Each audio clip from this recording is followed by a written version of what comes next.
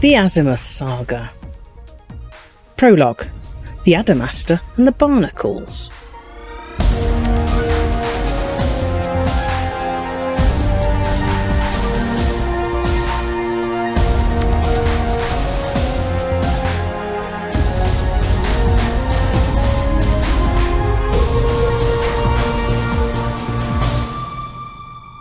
Since the end of October last year, a number of historic sites and several old vehicles have been discovered. They've cast a light on some of the earliest contacts between humanity and the other two sentient civilizations that we know about, the Thargoids and the Guardians, and also on early attempts to harness the power of the technology of these ancient and mysterious races. The story involves two competing pharmaceutical companies, Azimuth Biochemicals and Pharmasapien, and what they uncovered nearly 200 years ago, information that, to the best of our current knowledge, was lost with those who discovered it. But it seems that we might have much more to discover.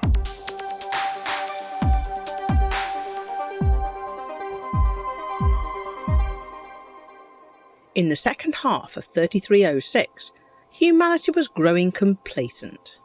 The Thargoid invasion of human-occupied space that reached its peak in mid-3305, with the Thargoids only one step away from Sol, humanity's historical home system, had evaporated. No one understands why we were spared, but, other than some minor skirmishes, mainly in the Witchhead Nebula, the Thargoids were no longer a serious threat.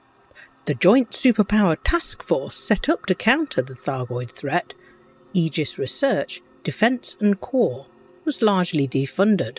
Thargoids were last year's news. At the very end of October 3306, an historical curiosity turned up in the Chukchan system, in the form of an ancient megaship, the Adamastor. The Alliance Salvage Guild undertook a preliminary survey. The Adamastor has been travelling at sublight speed through interstellar space for nearly 200 years. There are no remains of the crew. All escape pods and secondary craft have been launched, and several airlocks were manually opened from within. A complete absence of identification suggests that this ship was intended for clandestine operations. All data drives have been deliberately erased. While the Salvage Guild was interested mainly in the fee it could claim for recovering the unmanned Adamastor, investigators from the Wallglass Investigations Agency felt there might be more to the story of this ancient vessel. I convinced the Alliance Salvage Guild to pass on some serial numbers and stuff that they discovered inside the Adamastor. Then I started scouring databases and interviewing my old sources and, well, doing my old job. The megaship was owned by a corporation called Azimuth Biochemicals. This was taken over by a similar company called Pharmasapien, but both were liquidated long ago. No mission records exist, but service crew reports mention that the Adamastor's passengers included scientists and engineers and some kind of military. Eventually, I unearthed a flight plan logged in October 3111.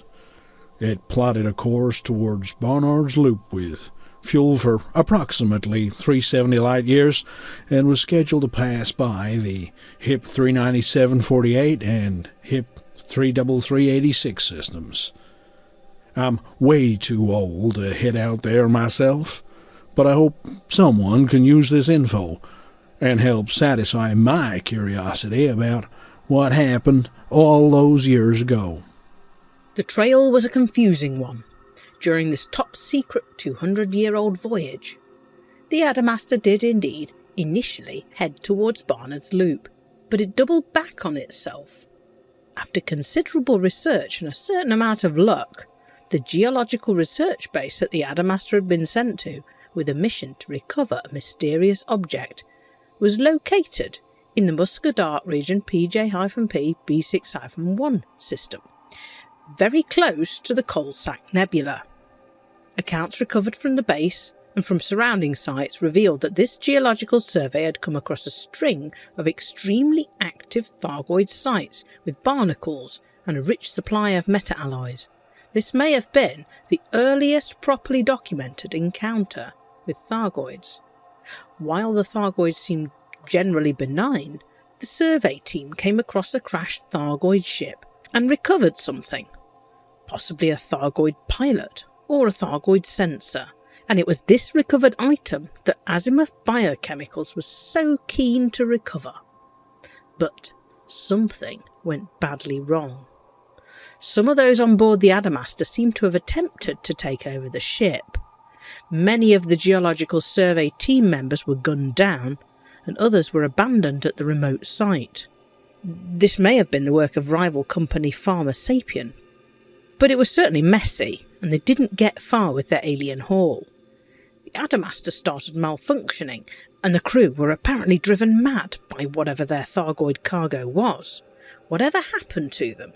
When the ship arrived back in Chukchan in October last year, neither the crew nor the alien cargo was present.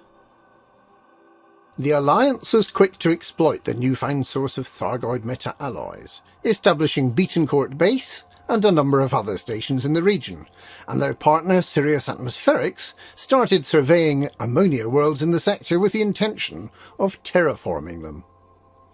And on the very last day of 3306, the Thargoids attacked this new attempt to harvest their resources, both in the Coalsack Nebula and in the Witchhead Nebula. Admiral Aidan Tanner, military liaison to Aegis Defence, was powerless to act. This is a resurgence of Thargoid activity on a scale that we have not witnessed for a long time. Unfortunately, drastic reductions in funding and resources mean that Aegis is unable to provide adequate defensive measures. It was the independent pilots of the Pilots Federation that drove back the Thargoids in both locations, leading to accusations that the Alliance was relying on external military support to protect it, while it profited from plundering Thargoid sites. Professor Albert Tesler, head of Aegis Research, appealed for a re-evaluation of priorities. Humanity's focus on petty internal conflicts has blinded us to the existential threat of the Thargoids.